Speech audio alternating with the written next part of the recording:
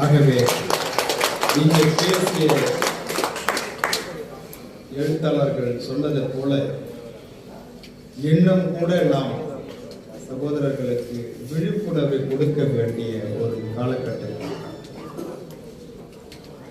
பயிற்சிகளை கொடுக்க வேண்டிய ஒரு காலகட்டத்தில் நாம் இருக்கின்றோம். ஆக உண்மையாக சொல்ல வேண்டும் என்று சொன்னால், இந்த சமூகத்திலே தாழ்த்தப்பட்ட, ஒடுக்கப்பட்ட, நசுக்கப்பட்ட மக்களுக்கு ஒரு பாதுகாப்பு அரணாக புரட்சி வாழ்ந்து மட்டும்தான் கண்டிப்பாக செயலாற்ற முடியும். எந்த விதமான எதிர்பார்ப்பும் இல்லாமல், எந்த விதமான அச்சுறுத்தலுக்கும் அடங்காமல்